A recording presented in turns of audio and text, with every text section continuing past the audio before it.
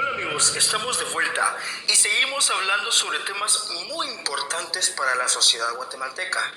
El día de hoy trataremos el tema ¿cómo detectar la violencia sexual en niños, niñas, adolescentes y jóvenes? Muy bien, como habíamos hablado anteriormente en el video con tema tipos de violencia, los disfraces de la violencia sexual, hoy vamos a tratar específicamente sobre la violencia sexual. Entonces, habíamos dicho que la violencia sexual es una violación del derecho humano a una vida segura. Sus efectos pueden ser devastadores para las personas, familias y comunidades. La violencia sexual abarca actos que van desde el acoso verbal a la penetración forzada y una variedad de tipos de coacción, desde la presión social y la intimidación usando la fuerza física. Muy bien, entonces nos hacemos esta pregunta. ¿Quiénes pueden ser las víctimas de violencia sexual? Cualquier niño, niña, adolescente o joven, incluso adultos y adultos mayores, pueden ser víctimas de violencia sexual, independientemente de su edad, género, etnia y nivel sociocultural. Los niños con discapacidad son más vulnerables al abuso, en especial cuando sufren de discapacidad intelectual.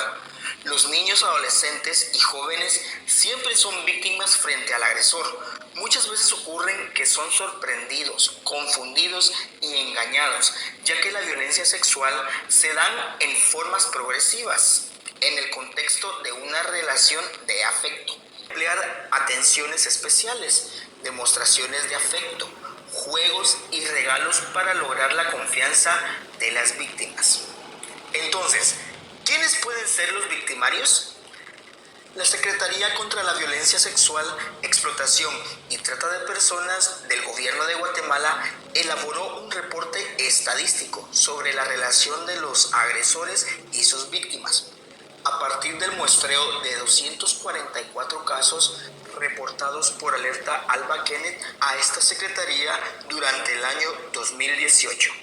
Esto fue realizado con el único fin de poder identificar el vínculo entre víctimas y los niños, niñas y adolescentes con los agresores sexuales. Las estadísticas son alarmantes, sobre todo si se analiza el perfil de los agresores, ya que se ha identificado que en el 50% de los casos el agresor ha resultado ser un pariente o familiar cercano, con un vínculo afectivo previamente establecido con las víctimas, tales como padres, tíos, hermanos, primos, abuelos, padrastros y novios de las hermanas de las víctimas.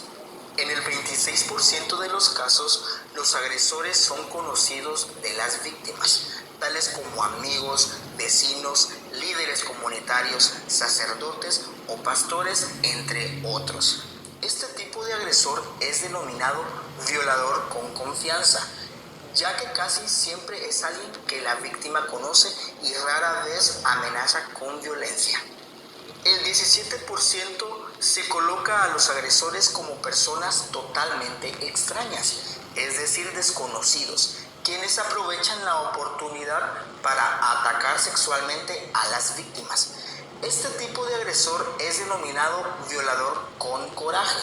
Típicamente es un extraño y ataca a su víctima utilizando armas sin temor a lastimar o matar. El último 7% restante se coloca a los agresores sin dato, ya que las víctimas no brindaron ningún tipo de información de esa persona. Ahora vamos a conocer cuáles son las características de las víctimas y los agresores de violencia sexual. Vamos a hablar sobre el perfil del agresor. La mayoría de los individuos que cometen agresiones sexuales son principalmente hombres. También hay mujeres y menores que las cometen, pero entre el 85 y el 95% de los delincuentes sexuales identificados son varones. Los hombres que agreden sexualmente no son diferentes en la mayoría de sus características y rasgos al resto de los demás hombres.